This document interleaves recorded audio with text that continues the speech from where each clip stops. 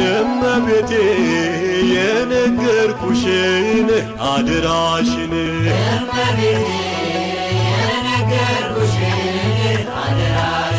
የአምላክ እናት የነገርኩሽን አደራሽን